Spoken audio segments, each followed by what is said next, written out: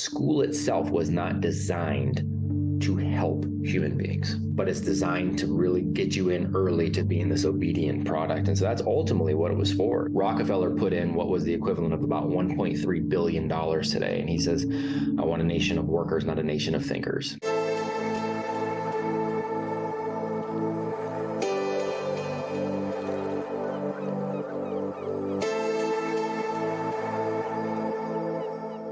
Quick announcement, guys. I'm going to be donating all revenue that I receive from Google AdSense on this video from now until the end of October to disaster relief efforts for Helene and Milton. I want to raise as much money as possible, and I need your help.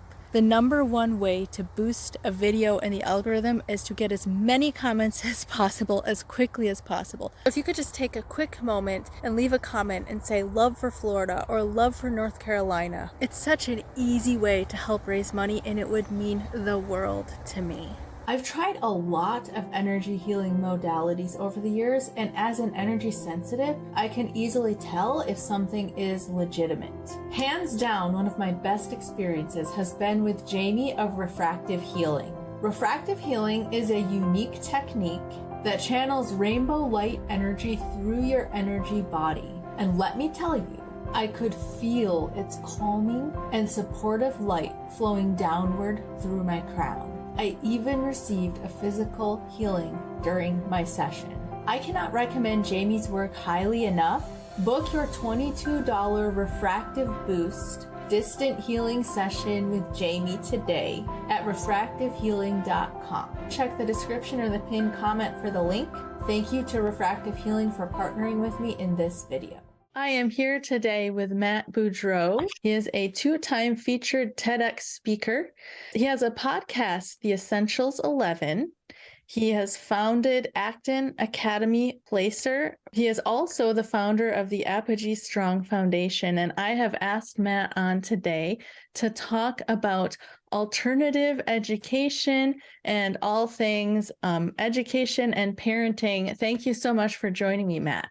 Pleasure is absolutely mine. Thank you very much. It's always an honor to get asked. So I'm glad to be here. I'm so excited to talk to you. So let's dive in and learn a little bit about your personal story. So you're known for speaking about alternative forms of education. And I would love to know what led you down this path. That is a great question. And so I always preface these conversations with a couple of different points. One, I differentiate between schooling and education. Those are, in my head, two very different things. And I came to that conclusion through being in schooling for a number of years. But again, part of prefacing these conversations is understanding that people will hear this that are teachers, people will hear this who have their kids in what I call conveyor belt schools, traditional schooling. People hear this who are school administrators. I am not anti-good people at all. I'm not anti any of those teachers. I'm not anti any of those administrators. I'm not anti any of those parents. I want to support any and all good humans who are doing good things for young people. I am very much against the system of schooling. So I differentiate. You can be a good person in a bad system. I still support the person, but not the system. Right. So for me, those two things, again, schooling and education, wildly different. And I saw that from the inside out. And I grew up in a conveyor belt school like most people do. I saw the game very early as a child, meaning I figured out how to be good at school, but I also realized I didn't have to put any work in and I could just get my straight A's because I figured out the game. I wasn't extraordinarily intelligent. I just figured out the game and went, okay, there's a pattern here. I know how to play this. Right. So, but then that left me coming out of it going, cool. I got straight A's, but I don't have any value to provide to the world. I don't know who I am. I don't know what the world needs. Like, I know nothing. I guess I'll go to college, and college, I went, well, it's kind of the same game. Still got my straight A's, still came out, went, don't know who I am and what I have to offer. But eventually I ended up landing at Stanford University where I worked for a while, and I started to see the game from the inside. And that led me to a series of naively trying to fix things from the inside before I understood that they would never be fixed. So I went from Stanford to being a public school teacher, a public school administrator, a private school teacher, a private school administrator, And by that point, I understood the game of school for what it was and left to really begin pursuing education where I could actually help young people. So that's when I started opening my own and working with organizations around the world. I really love that differentiation that you put at the beginning. And I think it is so important to support the good people and the teachers that have given their lives to help with our children. And so I really appreciate you saying that. And I also love hearing your story about how you became aware of the game of school. So I've heard you talk about public school as a social experiment, and I'd like to get into that a little bit more. But first, I'd like to preface it by saying that in my generation, or at least me in my experience, I was sort of taught that school is a privilege, which I do believe, because there's so much of the world in times past and even today that didn't have the ability to learn to read or write. But I was sort of raised with the idea that school is a privilege. It's a privilege to be able to go to school and be educated, get a good education. What are your thoughts on that? Was that sort of a propaganda that was fed to us, or is there some truth to that? Well, the best propaganda always has truth involved, right? So that's part of the problem. Is that, of course, it is a privilege to be able to have the opportunity to read and write. It very much is. But then you start to look at the underlying assumption there and go, wait a second. So just in our country, people were actually more literate before compulsory schooling started. Once compulsory schooling started, the literacy rate went down. Yeah, I did not know that. Most people don't, and that's the problem, right? So you have these different pockets of the country, and as things started to progress and families started to put more and more emphasis on that, what you saw was a general rise in literacy rates and computational thinking and some basic math literacy, and it had actually gotten extraordinarily high from a popular standpoint. We're talking close to 90% in the first places where compulsory schooling was implemented. You already had a 90% literacy rate. So is that really what we were doing? Is that really what it was for? And ultimately the answer was no. And so, yes, there's truth to it. But again, every good bit of propaganda has a bit of truth. Now, there's a multifaceted issue that's going on here in our country. So for some young heroes, the best human beings they're going to see are the teachers at school. And that's the only way they're going to learn how to read or write. That's the only way, because their parents aren't going to help. Their parents might not be good people.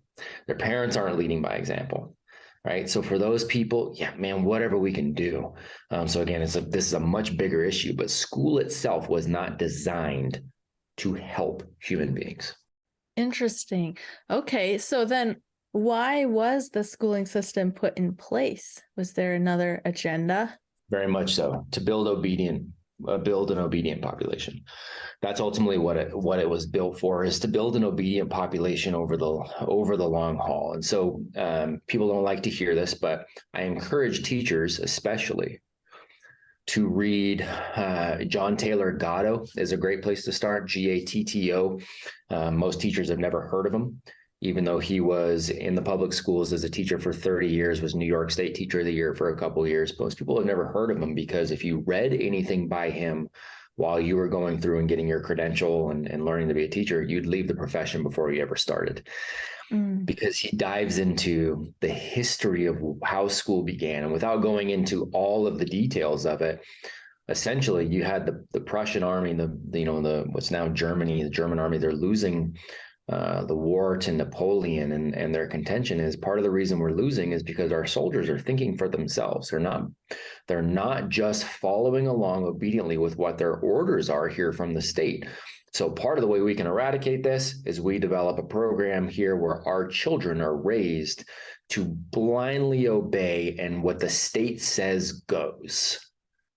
Well, that is the system that we brought over. We brought over this Prussian military system designed to capture the minds of our young people very early. It does not, the way we lay out school doesn't correlate with our actual development. Most people think, oh, some experts put it together because this is how children learn best, and this is the time they learn best. Could not be further from the truth. It's the antithesis of how we learn, and it doesn't correlate with the time frame, but it's designed to really get you in early to this product of being this obedient product. And so that's ultimately what it was for, is to have an obedient population. And Rockefeller put in what was the equivalent of about $1.3 billion today, and he says, I want a nation of workers, not a nation of thinkers. So when this was brought over, those were his words. And they said, well, what are you going to teach these kids for 12 years? Said, I'll teach them a lot about nothing. Because he wanted compliant, obedient workers. That's what school's built for, period. There's so many directions that we could go there. For sure. But I think first I want to ask, why is it that they want a generation of compliant, obedient workers? Is it just so that they can maintain their power, or is there a deeper agenda? Yeah, it really is a power play. That's about as deep as you can go as a power play, because once you can control a population, you can ask them to do anything. Look at 2020. The problem is you've got a population that is well-schooled, but not educated. So people don't actually have an education to go, okay, well, what does physical health actually look like? And how do we get that? What does social health look like? What does financial health look like? What does civil discourse look like? How do we talk to another human being? And how do we have a conversation around really hard topics, even if we disagree? Everything is just plays into to the divide. Everything is about division. And so ultimately the powers that be, the government gets to come in and step in and be the savior. And so that's really what it's always been about. It's about power, and having a population that was smart enough to follow directions, but not necessarily to ask the question of why, and why are we doing this way? And is there a better way to do it? It's, again, obedience. Right. Okay. So one thing that you mentioned is that schools are wasting a lot of time and not really, so there's two things here. The first one is that maybe teaching kids things way too young, which is something that I've noticed just in educating my own children, that I had one child who was teaching herself to read at the age of 3, and then another child that didn't really start to pick up reading until the age of 9. And that's okay, but forcing my second child to sit there and do phonics and it's just causes nothing but frustration. Second child, a boy? Yes. As I've heard, that's pretty common. It's very common. It's extraordinarily common, right? Like girls and boys will teach themselves to read. If they're exposed to it, parents make reading fun, right? And as there's no blanket statement, but there's rough developmental ages. And girls tend to step into certain things earlier. Boys tend to step into other things earlier. So again, it's not a blanket statement, but girls will be the ones that primarily will teach themselves to read at an earlier age. Boys will not, usually step into that until a little bit later. Both of them, from a developmental standpoint, won't step into a certain phase of learning until they're about 8 or 9. Boys are more likely to get, some of the biomechanical stuff, things down, and some of the, numbers or computational kind of thinking. They tend to step into that a little bit earlier. I mean, there's some things that we can see and we can observe. And again, it's not lockstep, but there are patterns that we can observe in that. Neither needs to be force-fed anything at 5 years old. Right. So I guess I'd like to ask you then, what would be a more realistic developmental schedule, or would it just be different depending on the child? Part of it is depending on the child. And again, when we're talking about this, Socrates says the beginning of wisdom is the definition of terms. So when we're defining these terms and we're talking about children going forward, I want to make it clear that we're assuming in this conversation all other things being equal, meaning you've got parents at home that are leading by example. You have parents at home that are supporting all of this. They're reading to the young heroes, right? And they're making those things available. They're making other good humans available. They're making health a priority. We're not dealing with other developmental disabilities, right? We're having to assume all of these things having this conversation, because all of these things can obviously throw a wrench in there. But assuming all those things are constant, then your general developmental ages, you kind of have this we really kind of put in like a 0 to 8 almost, where that really is just more about character and play. And they're going to learn so much through play and morals and values and taking on chores and responsibilities. They don't tend to start to step into what we would consider academic, not even a desire, but just kind of a very rudimentary, like, okay, now I'm really noticing a lot of the other things around me, and I want to start to go a little bit deeper into some things. That's kind of like this 8 to 12, 12 to 16 is when, from an academic standpoint, they're like, I'm ready to roll, and they'll crush through 12 to 16. If they haven't been pushed, they'll crush through all 12 years of quote unquote school during those 4 years. Easily, they'll crush it. They'll kill it. They'll be wildly excited about all of it, and they'll crush it. They'll rock some of it more than others because they'll be interested in it, but they can crush the whole thing. And then by about 16 to 24 is more of a mastery stage where they're really honing in on the 1 or 2 things they want to do, and they want to do them extraordinarily well. So you got very general building blocks right there. So for your age heroes, you're doing all the right things, man. Have fun. It's crazy for me to think about. I feel like I'm just starting to wake up out of this programming that we've all been put through, that, and just through homeschooling my own children, I'm realizing, wait a minute, they go through the same things over and over. I have one son who's in 2nd grade and one son who's in 3rd grade right now, and they're doing practically the same thing in math. And so I'm thinking to myself, why are we wasting time? Not that it's a waste of time to learn math, but there's so many other things that are more important. Like, for instance, I would rather that my children develop character and learn to be compassionate and stand up to bullies and learn how to grow and cook their own food and just be a child, just have time to play and enjoy growing up, rather than sitting there doing workbook all day long at those ages. But we've sort of been programmed to think, well, this is what we have to do. Very much been programmed around that. That's why I call schooling a cult. And I don't say that lightly, but that's what it is. Even when you leave, if you ever try to take somebody out of a cult, well, even if they've been taken out of the cult and they get that the cult's not a good thing, they still go like, they have this emotional tug to do all the cult stuff that they grew up doing. And schooling does that to us. And we very much believe it's like, oh my God, I got to shove some math down this kid's throat, right? Well, what math's important? I don't know. What grade level? That's not real either. So we just have this thing where you go default back into the cult mentality of schooling, and you try to do all these things. What math is important? When do they need to know it? What is it they actually need to know? And nobody asks those questions. I got all my straight A's, and I went back and took a standardized math test a few years ago, and I had a quote unquote 6th grade math level. First of all, it's not a real thing. Second of all, organizations will pay me 30 grand to get on stage for an hour. I run multi-million-dollar businesses. I know how to look at a P&L. I do the math that matters. I know how to not pay taxes. We avoid that through, the trust structure of our businesses. Like, what math do we need to know? I don't need to know calculus because I don't use it. But we're programmed. And it's like, oof. And if we don't shove it down the 8-year-old's throat right now, well, then their life is over. It's ridiculous. Right. So this leads into something I've heard you talk about before, which is the definition of success. So we've kind of been sold the idea that you have to get straight A's in school so you can go to college and get a good job, and that's what makes you successful. But what is your definition of success? I have two things come to mind for me. One is sovereignty. For us not having to answer to anybody or anything that we do not want to is a really, really good thing. And I don't mean that in a way of like, oh, we want to keep everybody out and stay isolated. No, far from it. I am as about as social a human being as you're going to find. I've got quite literally thousands of people that I get to serve on a daily basis.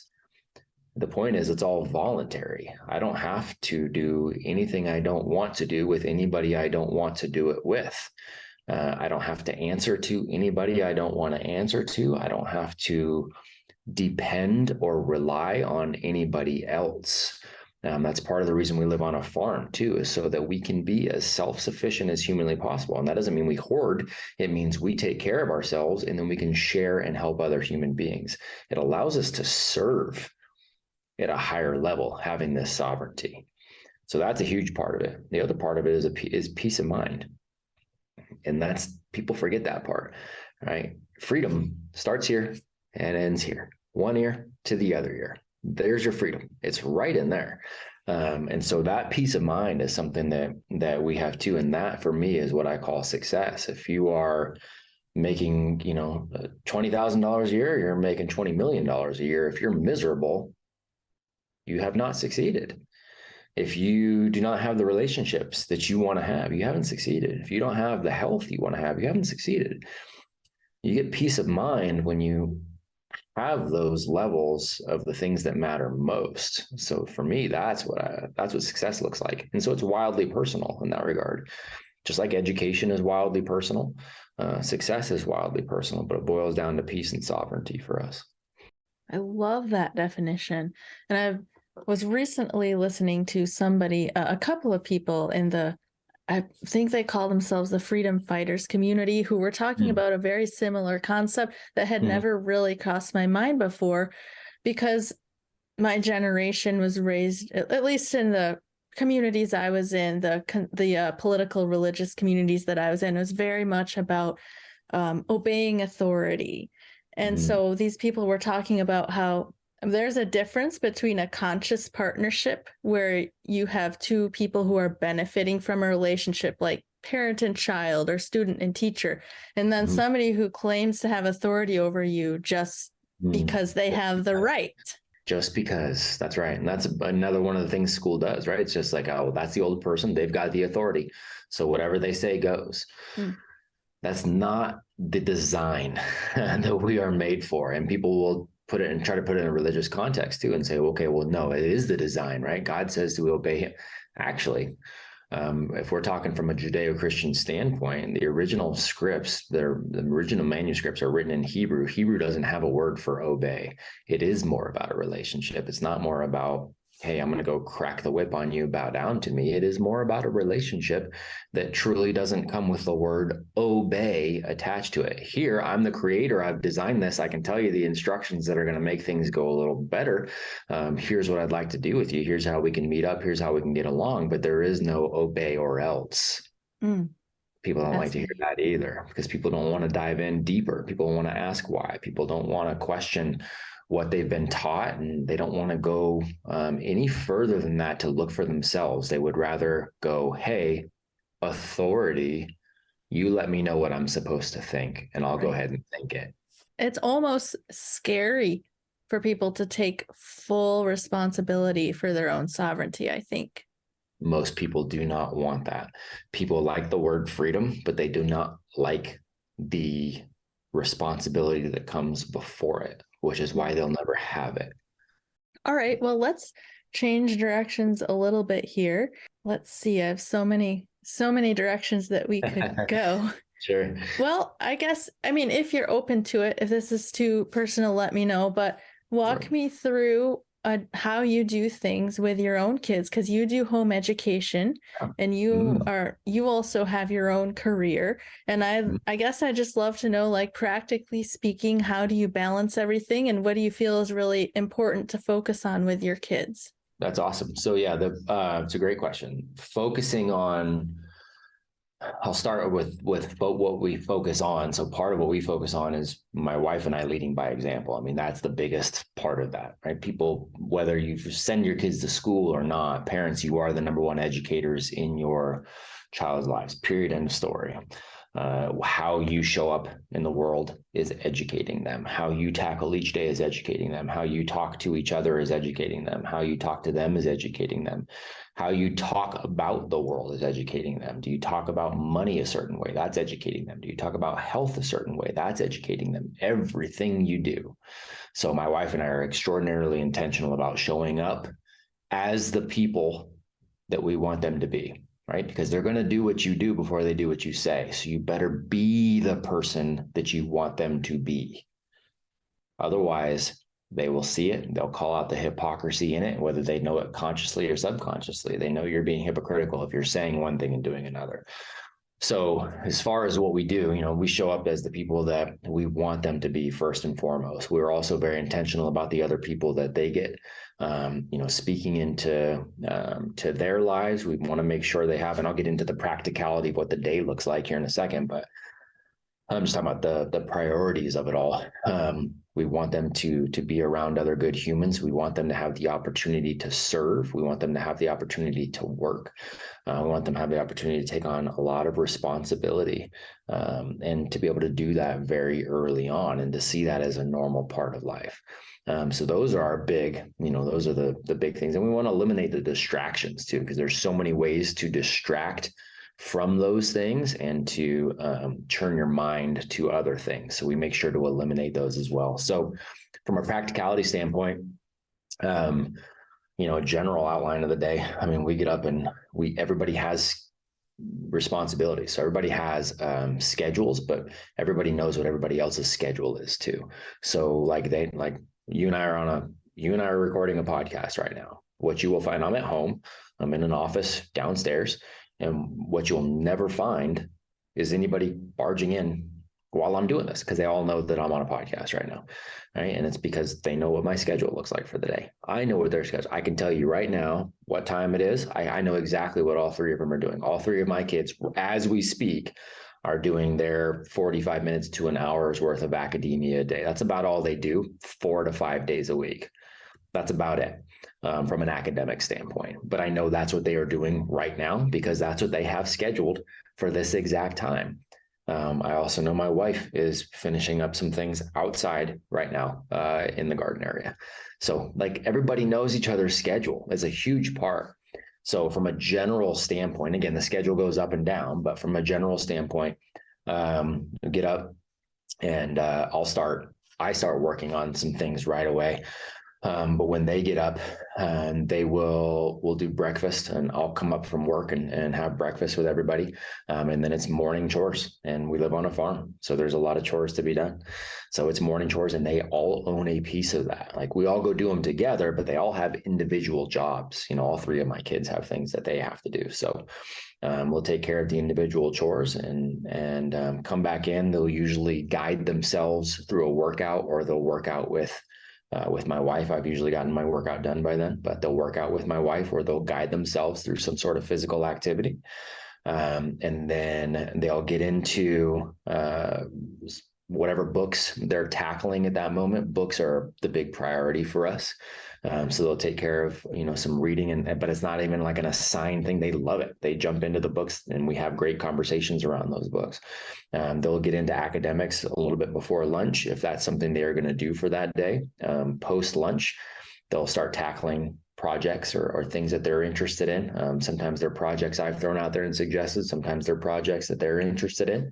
And the late afternoons are more around experiences. So experiences meaning like gymnastics for one, kickboxing for one, horses for one. And then they work on building their businesses and tackling evening chores, and then a little bit of relaxation and hanging out, right before bed. It's pretty general, pretty basic, and they're driving the whole thing, and it's pretty consistent in that way. Sounds beautiful. So it sounds like you have a really good balance of teaching responsibility, teaching health, because I heard you had the workout in there, which I think is so important in our time when so many of us are disconnected from what it actually takes to be physically and mentally healthy. Just the basics of exercise and eating right and sunlight exposure and getting good sleep and things like that we actually have to teach our kids now. And the best way to teach it is just to do it, right? We don't eat certain things. We eat a lot of really good food. We don't touch the other stuff. We all go to bed around the same time every day. We all get up around the same time every day. We're all outside every day, getting sun every day. We make physical health a priority because physical health is the precursor to mental health, right? If you're not focused on physical health, you can't pretend you care about mental health. And that's the thing. We can say mental health all day long, but if we're not keeping those things consistent, and by health, people don't understand, being sick is not normal. It's not the default state of a human, right? So the reality is when you keep all those things consistent, barely even as a family, I mean, we barely even get colds throughout the year. We'll get maybe a little bit here and there. I haven't been sick in a good decade. My kids might get a cold for a day or two and then it's gone. Like we don't hold on to sickness, and it's because we're consistent with all of those other things. That's a huge part. So you said that it's about 45 minutes to an hour of actual academic work. And I'm interested, like, again, if it's too personal, you don't have to share, but I'm just interested what that includes, just practically speaking, for parents who might be homeschooling. Yeah. So my kids we've gotten them to the point where they self-direct, right? So for us, reading is always the priority. We don't consider that even the academics. Like reading is the priority for us. Like that's because you can have great conversations. You set the stage for making hard decisions. They're getting reps in for real life during these books. They're having these conversations around it. Like, ooh, if I was this person, here's what I would have done. Maybe I would have done this different, right? And they're able to write some thoughts down and to organize their thoughts on any of the big takeaways. So that's always our big thing. So when they go through and they self-direct other academics, really they're taking a look at some gamified math programs every once in a while. Like my youngest is 7 and he likes IXL, so he'll do some gamified math programs there, or they'll be doing some my middle actually likes math workbooks that she can find like at the grocery store. Like she'll walk herself through that. My oldest might dive into Khan Academy for a little bit and do some math through that. But that's really it. The projects themselves are really in the afternoons are the biggest things where the learning is involved. And so those projects will be anything from Rube Goldberg machines to building something out here on the farm to doing some sort of experiments to, those are really the things where the learning takes place, as well as as they're building out businesses and taking on these experiences. So we just don't hammer home any of the academics really that much. Fascinating. All right. So what are some of the skill sets that are important for life that schools don't teach? Almost all of them that are important, right? So like what are the meta skills? And so again, there's the meta skills that it's like blanket, everybody needs those. And I think that's a harder thing. And then there's the individual side of education that's wildly personal. And so when I'm, from a meta standpoint, getting to that peace, sovereignty, understanding that. So having some element of financial literacy is great. Having the ability to communicate is great. Having the ability to think, and critical thinking is great. We say critical thinking, people don't even realize what that means though, because most people don't even think. So being able to analyze your own thinking about your thinking is critical thinking. I think that is a necessary thing. Pattern recognition is a necessary thing. Like, so we have all these meta skills that we should have: curiosity, questioning, but then defining each one of those is where you start to get into this individual side of why education is so important. Like that's the hard thing, is defining that. So when you start to define it, you've got to have a level of self-awareness. You've got to know who you are. What are the things you're excited about? What are the things you're gifted in? What are the things that you can do naturally, extraordinarily well? What are the things you hate to do? What are the things you really don't, do well, but you want to do well? You got to know all these kind of things. How do I go gain self-confidence in something? How do I develop resilience in something? Like, these are not cut and dry, black and white, cookie cutter sort of deal, right? Like everything is wildly personal. Can you learn? Are you confident in your ability to go learn something new when things change? Because things will change. You and I are talking on devices, and I got this device right here. These things didn't even exist 10 years ago, 11 years ago, 12 years ago, right? But now we utilize them for everything. Okay, so when your young hero that's now 3 gets to be 15, 16, 17, 18, what does the world look like then? You have no idea.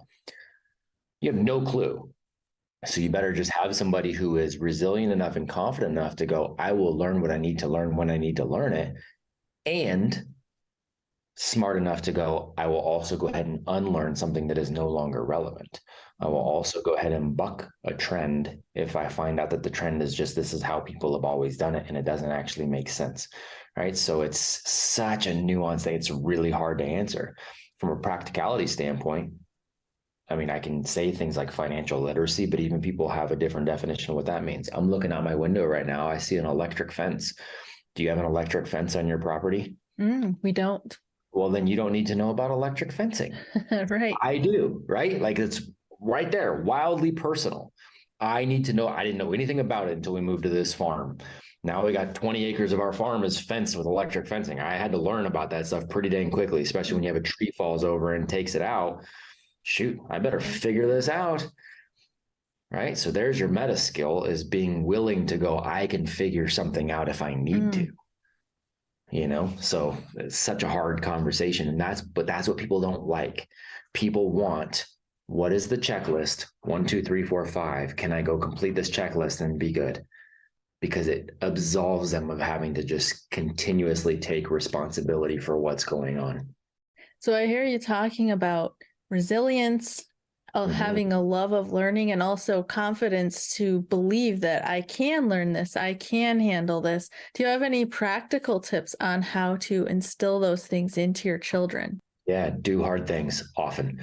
Give them responsibilities often. When they're 5 and they come in the kitchen and they're like, hey, can I help? Don't say no because it's going to take longer. You go, absolutely. You bet. Let's rock and roll. Right. And then you give them as many of these chores and responsibilities as they can take on as early as possible. You let them know what the standard is, and then you expect them to hit it. Right. And you stay consistent with that. And then you give them some challenges, get them things that they're excited about, and put them in like, I love that my daughter rides horses, because guess what? Sometimes she falls off. Sometimes she tries new things and falls, but she gets resilience because she gets right back up and she loves what she's doing. And she knows that, hey man, there's going to be bumps in the road. I'm just going to get up and I'm going to do it. I love that my other daughter does gymnastics. She's going to fall off the beam. She's going to eat it. She's going to have to. I love my son does kickboxing. He's going to get socked in the face. He's going to get let them do those things and realize that they're okay and they're coming out the other side, and then they're taking on more and more responsibility. And hey, by the way, parents, you do it too, and let them watch you do it. Let them watch you continue to struggle. Let them watch you have goals that you set for yourself and take them along on your journey of having to go, oof, I'm hitting this goal or I'm not hitting this goal. Here's what I need to do to change it, right? Parents don't want to take the responsibility of doing that either, because then they've got to be resilient too, right? Always starts there. My kids know what's going on with my businesses. They know what my business targets are. They know if I'm hitting them, if I'm not. They know what we're doing on the farm as far as our business for supplying food to local restaurants, if we're hitting our targets, if we're not, if something dies and it screws some things up, we know, like, they're watching all of it. So take them through all of that. All right, I have a couple of questions for you. First, I want to ask, what advice do you have to parents who are able to home educate, and how to get the most out of that, specifically if they're balancing it with other things like a career? And you said they are home educating? Yes. Yeah, don't recreate school. That's the biggest thing. Get out of your head and don't recreate school. The best way to advance your child's education is always to continue to advance your own and bring them along with you. It really is the best way. So yes, you've got a career. So then great, figure out what your schedule is. You're working and they're working. So what does that look like? Get schedules so everybody is on the same page, knowing what everybody is doing. But it doesn't have to look like school. And for a lot of it, depending on what your career is, as much as you can bring them in with you, bring them in with you. When I'm looking at the cash flow from our businesses to the farm, to our foundation, to what we invest in, to who we can give scholarships to all of those things. When I'm looking at the flow, of all of that, my kids come look at it with me. They don't have to understand all of it. They just need to be exposed to it continuously, because then it's going to set the baseline as normal. So as a family, that's all you're doing. You're figuring out, where do we want to go? What do we want to do? What are all of us doing? Let's get a schedule around it, and let's bring the kids in, get them involved as much as humanly possible. But we got to define for us and our family what our goals are, what our mission is as a family, and go from there. So the biggest thing you can do is include them, quit trying to recreate school. Wonderful advice. So what is your advice for those who would love to home educate but are not able to do so for whatever reason? It's a good question, and I get that a lot. And so there's a few different things with this. Some people say they're not able, and they are. So I want, anybody that hears this, be honest with yourself and take a look. Is this something where you're saying you can't? Or is the can't, I don't want to? There's so many people in that boat where I really, as I dive deeper in there, I don't want to. I don't want the responsibility. I'm afraid to. I don't want to change my lifestyle to bring them home. There's a lot of those, and more often than not, it is a combination of those than anything else. So if that's it, you got to get over yourself first. If it is truly you are not able to, there's a couple of options. One, you can potentially take a look at like a homeschool co-op kind of situation. If you've got supporting friends that think the same, a similar way in your neighborhood, you guys can get together and, hey, maybe Matt's off Monday and Tuesday, right? But Melissa's off Wednesday and Thursday, and John's off Friday and Saturday. Like, we can start to do this like a little bit of a rotation, and we can kind of have our kids over here and they can kind of gather together. I mean, there's ways to put that together. There are some decent-ish private school-ish options, again, labeled usually alternative schools, which is funny. Alternative medicine is the medicine people have been using for thousands and thousands of years, and it's not the normal, right, allopathic stuff. Alternative schooling is just the way humans have always operated, except for this last 150-year experiment of schooling. So there are some quote unquote alternative schooling options, depending on where you are, that are worth looking into. And at the end of the day, if you really truly can't do any of those, and it's a real can't, not a won't, or a not willing to sacrifice or change my, whatever, then talk about what's important with your hero. Like, if they're going to be going to school, understand the game, talk about what's important with them. Let them know, the game that they're playing, but let them know they're going to go in there and they're going to, have good character. They're going to treat people well. You want them to go in and be compassionate. You want them to help. You want them to try hard, but you're not worried about the grades too. You're more, concerned about the way they show up, the way they lead, the way they support other people. And then work on, giving them their education when they're at home. Give them those responsibilities. Jump in and read with them, but have great conversations. Don't do what school does, where they make reading an assignment and something to hate and something to regurgitate an essay around. Show them that it can be something that is beneficial and that they can love. Educate them outside of the schooling game, and try to balance it as much as you can. Wonderful. All right, I have one more question. Sure. Do you think that it is possible for us to eventually overthrow or work our way out of this system with the powers that be that are trying to control us? No, I don't. I wish I could say I did, but I don't. There's too much money, power, politics in place that they'll ever remove it. And there's too many people that are enamored by the cult itself. It's not going to change. I tell parents, I applaud them, the parents that are using their voices to go protest or to go show up for meetings, and they go like, I applaud you for wanting to do that, but it's just as beneficial for you to go stand outside the Vatican with a sign that says change your theology. They're not going to listen to you. There's too much money, power, politics, and too many people wrapped up into it. Why would they change that? It's the same thing on this side, unfortunately. So taking a different route, building something better, doing something in your own home is going to be the answer. If you're a person working within that, and I get teachers and administrators that reach out to me every day, all day going, I hate this. I implore them to be as brave as possible, to be as creatively insubordinate as possible, to do the things that they know they need to do, versus what they're told to do, as much as humanly possible, doing what's right, versus what is normal, is sometimes the best route. So yeah, I wish I could say, I think it'll be changed, but I don't. Right. My hope would be that spreading messages like yours and making people more aware of alternative methods, that maybe at some point in the future we'll see a change. But it's going to take a lot of people being brave and waking up to the fact that there are alternatives and other paths that we can take. Agreed 100%. Yeah, I'm hopeful. Maybe, on the college side might be where it starts to crumble. In our lifetime, we might see that a little more, maybe as more and more people realize that that's part of the game as well. So you might see that a little more there. From the K through 12 side, we got a long way to go, but I'm right there with you. Right.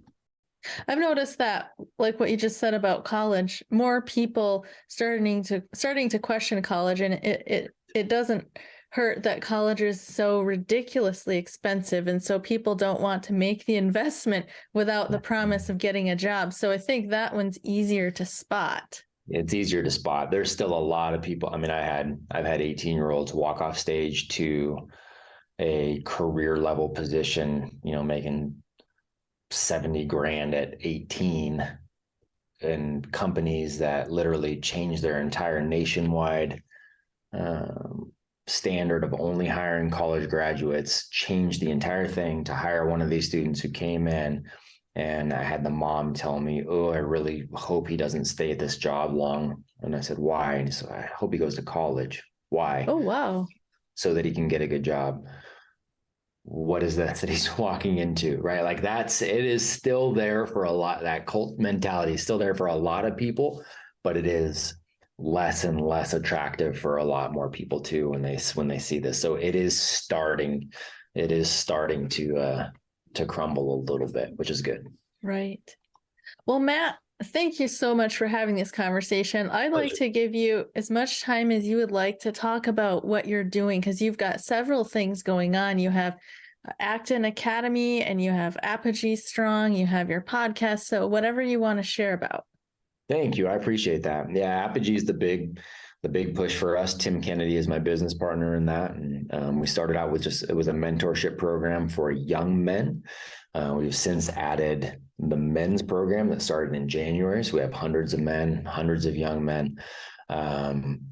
We are launching the women's program this next coming January. We're going to be launching our own brand of schools as well.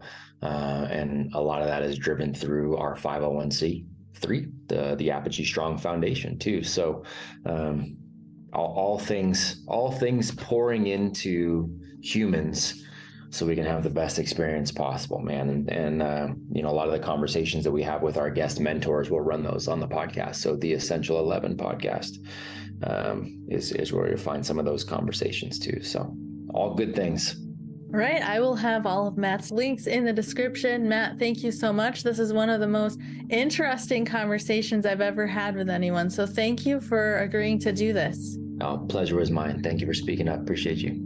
Thank you for watching and listening. Your views, likes, comments, and shares truly make the biggest difference in supporting this channel. Don't forget to check the show notes for all the links to today's guest, as well as my links. You'll find me on social media at Love Covered Life, my website, lovecoveredlife.com, and the Be a Guest link for anybody who would like to be a guest on the channel. I have great news. Love Covered Life podcast is coming available on audio podcast. You can find it wherever you listen to your audio podcasts.